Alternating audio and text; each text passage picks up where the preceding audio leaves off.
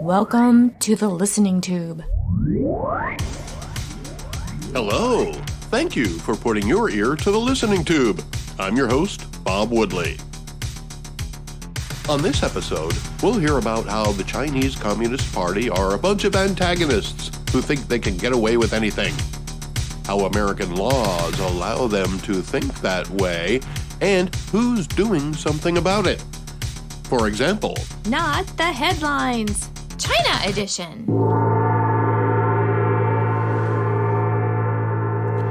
China now has Russia under its wing.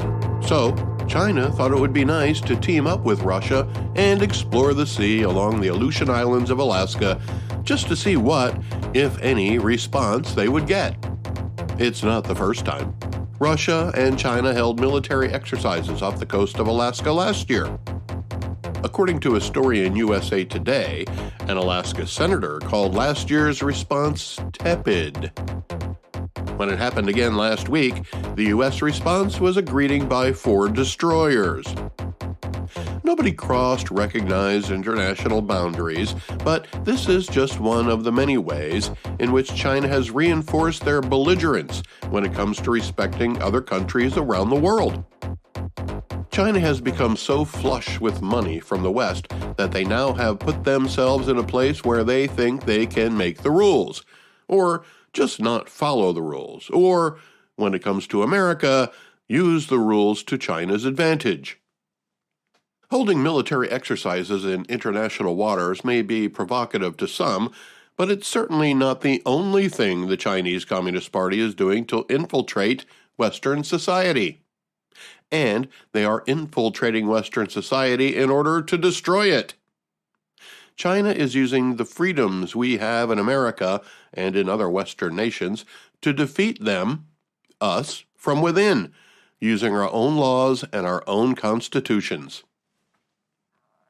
One example would be the Chinese police stations that have been discovered operating in American and European cities. China is literally enforcing their own laws in other countries.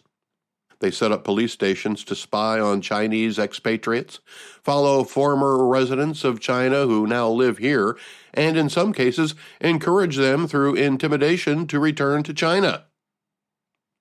In fact, much of the Chinese police state operating in the United States was comprised entirely of intimidation experts who would threaten Chinese citizens who were here to avoid some type of political prosecution until they returned to China to face the wrath of the government for doing something that Americans would consider a normal exercise of freedom. The Chinese Communist Party would also threaten the family members who remained in China in order to get a suspect to return. The Chinese Communist Party doesn't care about equality or racism or fairness of any kind.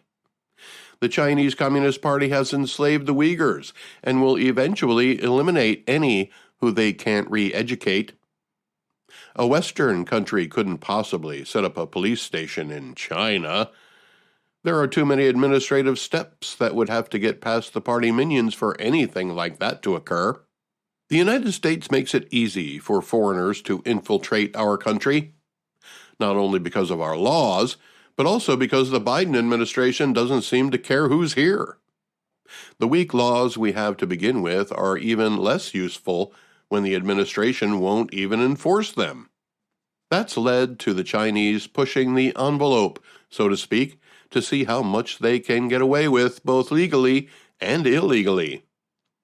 Illegally, a Newsweek story tells of all the different countries in which China is operating its own form of law enforcement.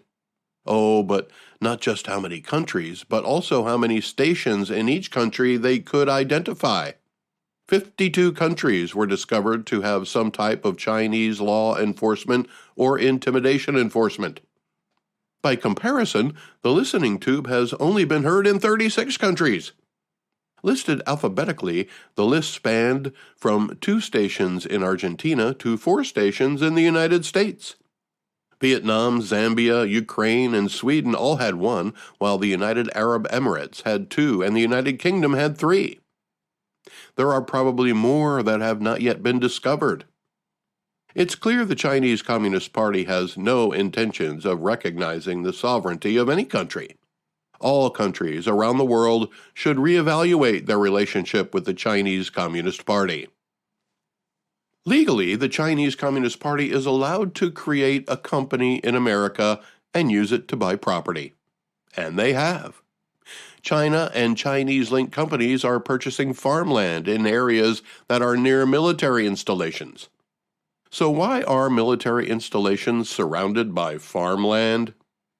Because certain types of military installation need to be in isolated areas. As it turns out, a lot of that isolated area is also farmland. Chinese-linked companies are buying it under the pretense of building feed mills or other job-creating industries that require buildings where spy equipment can be placed. All within American law. Except, of course, the spying part. Some of the companies scooping up American farmland can't be directly linked to the Chinese Communist Party because they're registered in the state of Delaware, where the actual ownership of a company can be kept secret. Nothing to see here. No laws are being broken. At the same time, authorities in California found a biolab.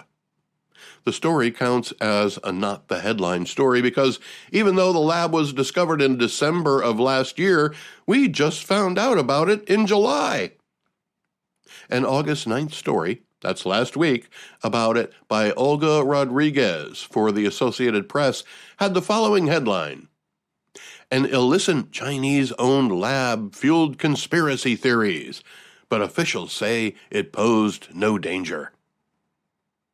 Once again, if you read the story instead of just the headline, you get a different understanding of what was really going on. The conspiracy theories cited in the headline were simply people trying to understand what they were hearing and seeing on the news. When NBC reports that the CDC found at least 20 infectious diseases represented in the warehouse, people are going to wonder what the hell is going on inside a Chinese-owned company right here in the United States. It's not conspiracy theories, it's genuine concern. Hey, don't get me wrong. Chinese people are free to go to America and open a legitimate business, following U.S. and state and local laws. But that's not what this was. This company is said to be owned by a man who still lives in China, not an immigrant who's just trying to earn a living in a free society. As for the officials who say it posed no danger, that was the concluding half of the headline, justified by the fact that California's Department of Toxic Substances checked the water and air around the facility and found nothing that would be hazardous to the community. So, the AP headline wants you to believe everything is all right, and any horror stories you may hear about what was going on are just conspiracy theories. Anything you heard is wrong, and by using the words conspiracy theories in our headline confirms that. The headline also tries to confirm that there was no danger present because the air and water around the lab were not polluted. All that confirms is that the facility was self-contained. Anything being moved in or out was done in such a way as to be undetected, which is good, I guess, if what you're moving in and out are infectious diseases. That doesn't mean the public is safe. So why didn't anybody tell the public of the potential danger when it was first discovered by the only full-time code enforcement officer in Reedley, California?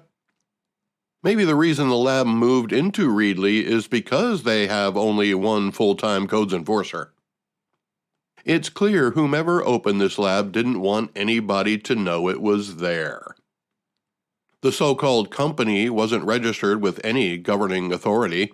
It wasn't licensed to do business with the city or the state. Reedley's city manager says they were bad actors who moved in overnight, concluding that the company didn't want anyone to know they were there. All of the people working there were Chinese, some of whom spoke broken English. Normally, when a company opens in a new place, They not only register with the government, but also brag about how many jobs they'll be creating, and how they'll be a benefit to the community, and how they plan to donate to local charities, and how they should get tax breaks for even considering moving to your town. None of that happened here. Best I can tell is the place had been in operation since last October, and continued to operate as recently as March of this year. But we didn't hear about it until July because city officials, according to the Associated Press, were advised or nudged toward or told or ordered, or however you'd like to phrase it, to not tell the public. Look, I believe there are certain things we don't need to know, even though the government knows. We don't all need to know how to build a nuclear bomb. Have we been visited by aliens from outer space? Don't know, don't care. If one were to knock on my door, I probably wouldn't tell the government, so why should the government have to tell me?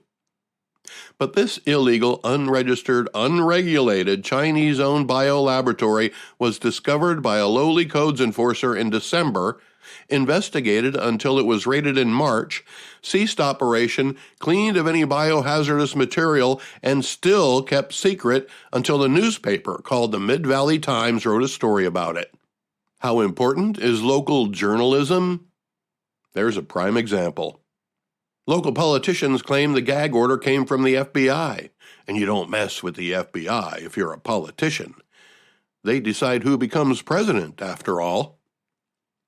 Everybody who knew about the lab was told to keep quiet because it's an ongoing investigation. Where have we heard that before? If Washington wants to keep a lid on something, all they do is claim they can't comment because of an ongoing investigation. If a reporter ever asked, "Is the investigation related to the subject I'm asking about?" the answer would be, "No comment." And so around it goes until it goes away, forced out by the next news cycle.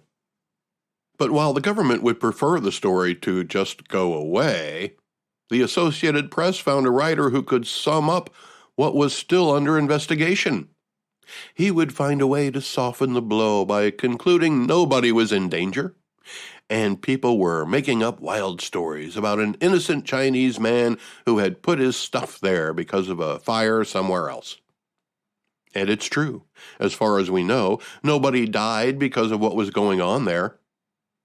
But the author of the AP story couldn't help but point out what was referred to as anti-Chinese sentiments that have existed in the United States for centuries, as a contributing factor of why Americans might be suspicious of an illegal, unregistered biolab owned by a guy who lives in China that's operating without any regulatory oversight. So the AP is telling you that unless you heard it from them, anything you heard about an illegal laboratory in California is fiction. The government said there was no danger, and if you still have any more questions, you're a bigot.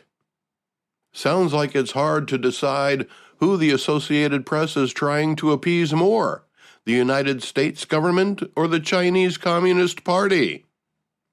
Make no mistake, no Chinese businessman still living in China is doing business in the United States without a benefit to the Chinese Communist Party. Ironically, it may have been the Chinese Communist Party that pointed out the lack of regulatory oversight labs like this have in the United States. Regardless of what they were doing, a group of Chinese people were operating an illegal enterprise on American territory. The American government didn't want word to get out.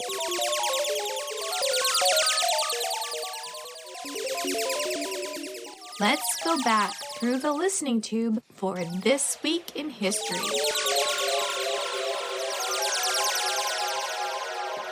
The 1800s.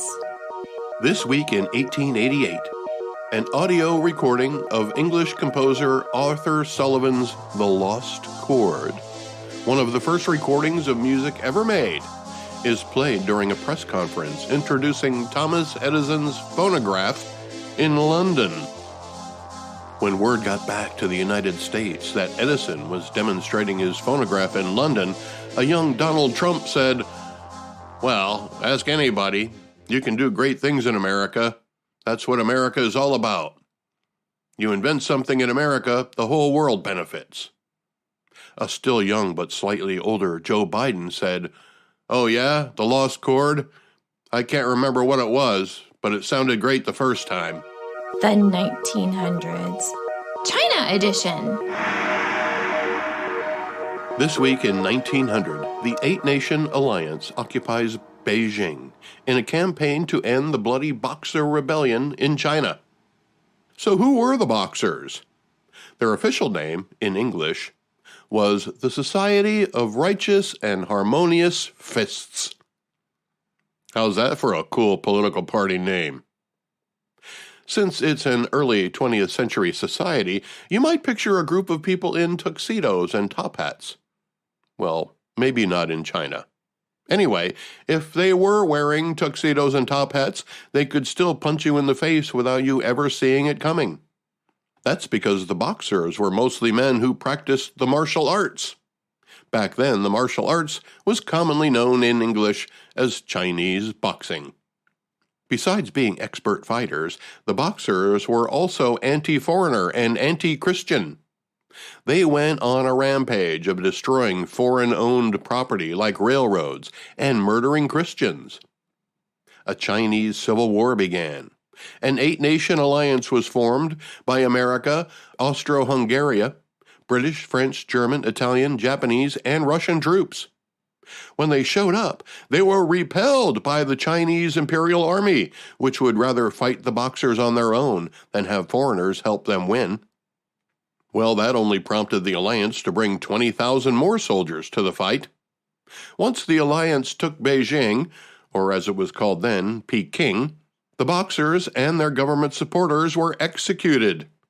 For ending the war, the alliance demanded that foreign troops be stationed in Beijing, and the Allied countries split more than 50 million pounds of silver over the next 39 years. So what did the United States do with our share of the silver? Wikipedia says we used a large portion of it to pay for the education of Chinese students in American universities. What's more, America created a program in China to teach students English to prepare them for studies in America. This week in 1937, Chinese Air Force Day, the beginning of air-to-air combat of the Second Sino-Japanese War and World War II in general, when 6 Imperial Japanese Mitsubishi G-3M bombers are shot down by the nationalist Chinese Air Force while raiding Chinese air bases. Although war had not been declared, China and Japan had been fighting for about a month. At that time, Beijing was called Peiping.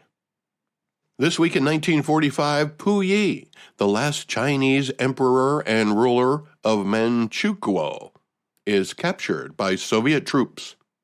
This guy was emperor of China 3 different times, beginning when he was just 2 years old. The first reign began in 1908 and lasted just 4 years. His last reign was from 1932 until 1945, but he was under the thumb of Japan at the time. This man led a life of extreme ups and downs. He was imprisoned as well as ruler. The Chinese dynasties would end with him, leading to the communist government China has today. Puyi wrote about his life in a book called From Emperor to Citizen. And there was also a movie made about him called The Last Emperor. This week in 1961, the German Democratic Republic closes the border between the eastern and western sectors of Berlin to thwart its inhabitants' attempts to escape to the west. Eventually, a wall would be built around the western section of the city. The British, American, and French sectors of Berlin would become known as West Berlin. Surrounded entirely by Soviet-controlled East Germany, it was once referred to by Soviet leader Nikita Khrushchev as a bone in the Soviet throat. The Berlin Wall would lead to the Berlin Airlift, which was a feat of modern engineering, logistics, and willpower unlike the world had ever seen. Berlin was an occupied city from the end of World War II until the fall of the Soviet Union in 1990. I was proud to be a part of that bone, and a very public one at that. Being a personality on Armed Forces radio and television in West Berlin in the mid-1980s was an honor and thrill of a lifetime. Knowing I was the public voice of America thumbing its nose at the Soviet Union brought me great satisfaction. Entertaining the people of West and East Berlin was a wonderful experience. This week in 1961, Konrad Schumann flees from East Germany while on duty guarding the construction of the Berlin Wall. You may have seen the iconic photograph by Peter Liebing of Schumann in the act of simultaneously shredding his rifle while leaping over barbed wire. I wonder whatever happened to that guy. I'm going to look that up. He's gonna look it up. He's really gonna do it. I want the truth! You can't handle the truth! As soon as he leaped into West Berlin, he was whisked away in a police van. He spent 30 years living in fear that the East German Stasi would hunt him down and kill him. During that time, he moved from Berlin to West Germany, settling in Bavaria. He met a nice girl and got married. He worked at a winery and an Audi car factory, according to Wikipedia. He once said that he only truly felt free after the fall of the wall he was guarding when he fled. His newfound freedom was met by disappointment. After Germany was again unified, he returned to the East to visit his relatives there, but his presence wasn't wanted. His family still saw him as a traitor. I'm not surprised. The communist propaganda machine was very persuasive.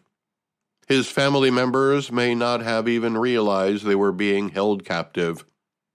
On the other hand, maybe they knew and were jealous of him for spending the last 3 decades as a politically free man. Unfortunately, being spurned by his family led to depression. 37 years after leaping to freedom, he hung himself in his orchard. He may have been the last person killed crossing the Berlin Wall, but it was also this week in 1962, East German border guards kill 18-year-old Peter Fechter as he attempts to cross the Berlin Wall into West Berlin, becoming one of the first victims of the wall. Unlike Konrad, Peter didn't make it. I would have been able to look up what happened to him too. But that's not the end of historic events related to the Berlin Wall that happened this week in history. It was in 1989, several hundred East Germans crossed the frontier between Hungary and Austria during the Pan-European picnic, part of the events which began the process of the fall of the Berlin Wall. And now, back to China edition.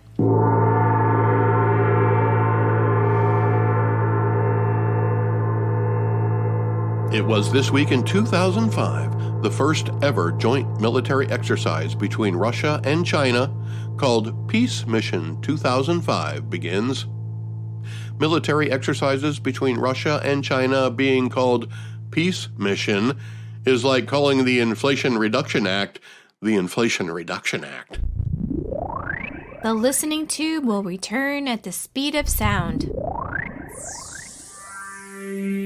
Contact the listening tube by calling 570-601-1101 or email thelisteningtube@outlook.com. Back in February of 2022, the second episode ever of The Listening Tube was titled China Edition. It was really just the events of the time that inspired me to write and talk about what I was witnessing.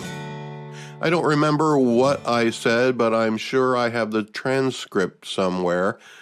Feel free to go back through the listening tube and hear for yourself. As I explained in the pilot episode, I believe news is information the public wants or needs to know.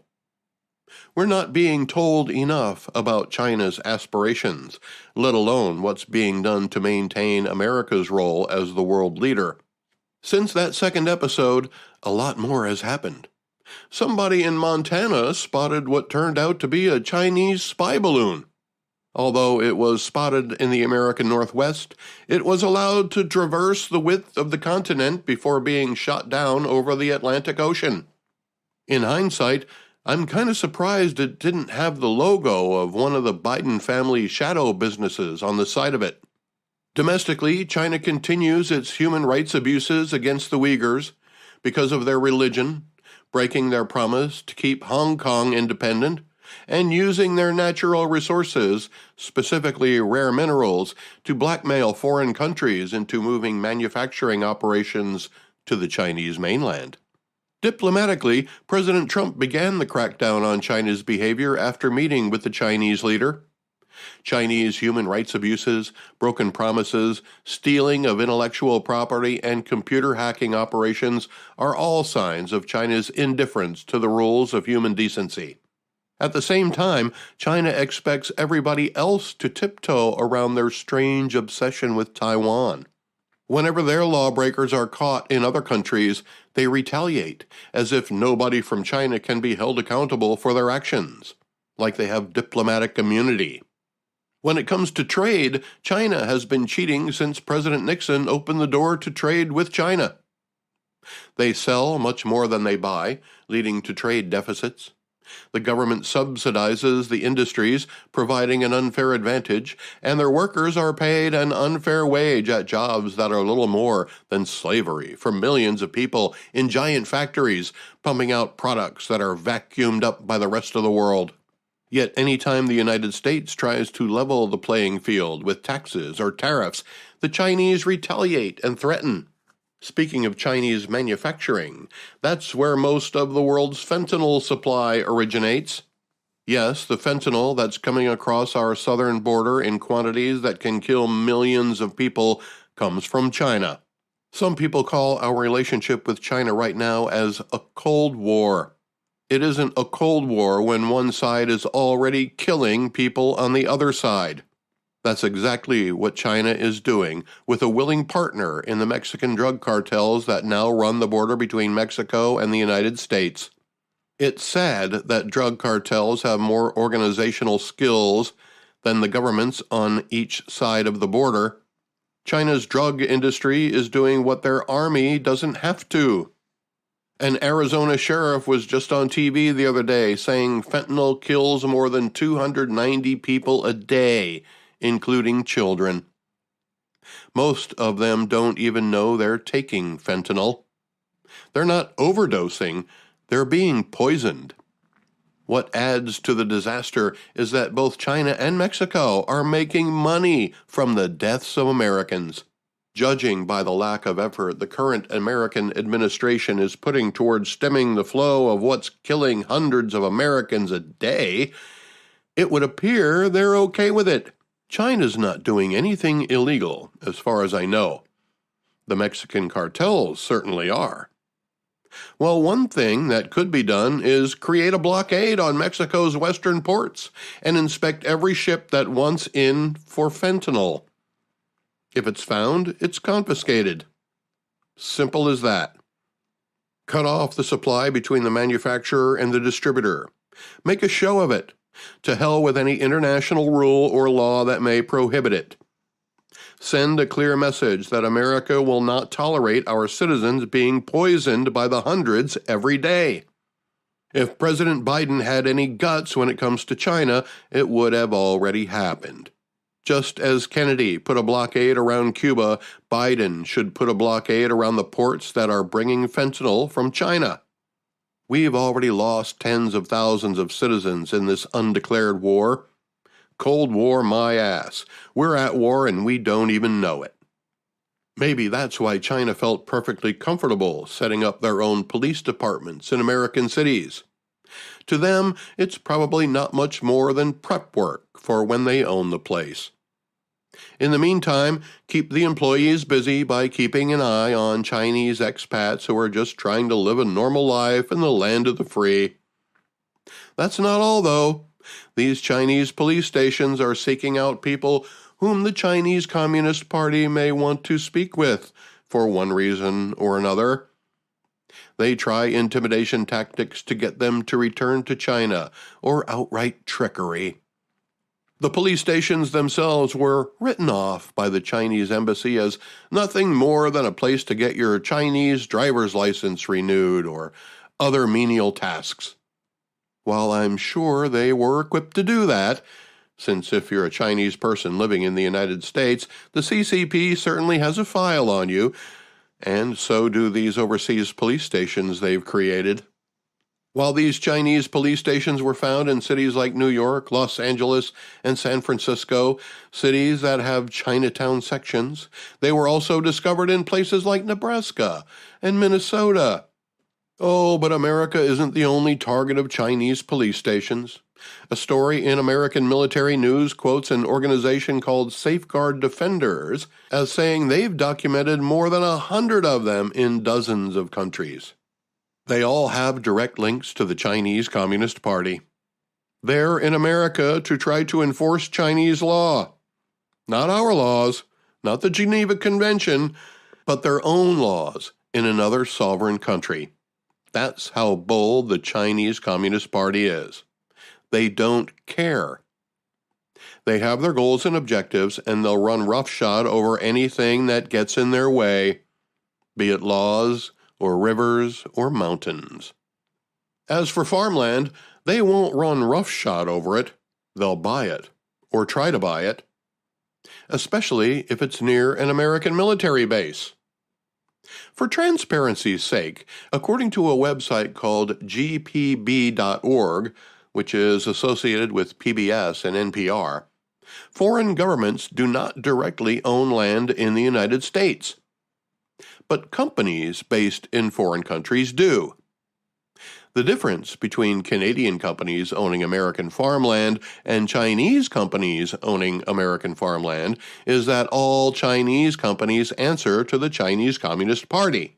If the CCP wants to put a listening station in your poultry warehouse, they will. Canadian companies own more American land than any other, most of it for timber and farming. 80% of Chinese-owned land is because a Chinese company owns Smithfield Foods. I just bought some Smithfield bacon earlier today. When it comes to Chinese bacon, I don't like all those different varieties like smoked this and smoked that, or thick cut. I prefer my Chinese bacon from Smithfield to be plain old bacon, regular cut. Why is that so hard, Xi Jinping? You are the guy in charge, right? But terra firma isn't where this story ends. No, I'm not talking about the artificial islands China is building in the South China Sea so they can claim more territorial waters, or the island they're building off the coast of Indonesia, which will attempt to make Chinese currency the standard instead of U.S. currency. No, I'm talking about space. Well, I should probably be a little more specific. There may be vast resources on the moon, including water. As it stands right now, only America has landed people on the moon. Then we stopped. Now we want to do it again, and so does Russia and China. Why? Well, each of those countries may have different motives. Russia's invasion of Ukraine will set their space program back decades, and maybe America's too, because of all the money we're spending to help. So, who's not losing money on the war in Ukraine? China, that's who. Oh, and they now have aspirations of landing people on the moon as well. America's National Aeronautics and Space Administration, or NASA, has been paying attention, and the administrator there, Bill Nelson, thinks it would be in America's best interest to get our asses in gear. My words, not his. A shout out to another Bill who works for NASA for sharing this story with me. Thanks, Bill. And stop monitoring my keystrokes. Anyway, the bill whose boss says, I don't want China to get to the South Pole first with humans and then say, this is ours, stay out. The story by Victor Tangerman also quotes the top administrator as saying, if we indeed find water in abundance there that could be utilized for future crews and spacecraft, we want to make sure that it's available to all, not just the one that's claiming it. In other words, just as the Antarctica is without a single sovereignty, the moon should be too. What we find there will be the subject of many debates if America gets there again first. Otherwise, there may be no debate at all. If China gets there first, a decision will be made to China's advantage, and that decision may be final. America's goal is to get back to the moon in 2025. The risks and safety precautions require slow and methodical testing. Even the slightest malfunction can set the program back weeks or months. While China's culture has had centuries of patience to get to this moment in time, they also don't adhere to the strict guidelines of safety that America does. They also have learned how to fast-track projects when needed. Scanners are circling the moon to see what may lie beneath the surface and where. If valuable elements and minerals are detected, the space race will shift into another gear. America and other Western countries have made China a very wealthy country. The wealth is tightly controlled by a select few, especially when that select few have control of 1 billion people. If China wants to reach the moon before America, they might be able to do it. Of course, they would have to steal American technology to do it, but that's just standard Chinese protocol. But if push comes to shove, I have another way China can reach the moon before America. You see, the moon is on average 238,855 miles from Earth. The average person in China is 5.568 feet tall. That means if China simply ordered 266,500,431 people to stand on each other's shoulders to create a human ladder, they could reach the moon. That would leave them with 750 million people to cheer them on. And if I ever lose my mouth, all my teeth, north and south, yes, if I ever lose my mouth, I won't have to talk. The Listening Tube is written and produced by yours truly. Copyright 2023. Thank you for putting your ear to the Listening Tube. Subscribe today. I'm your host, Bob Woodley, for Thou Ad Infinitum. Did it take long to find me? I asked the faithful light. Oh, did it take long to find me?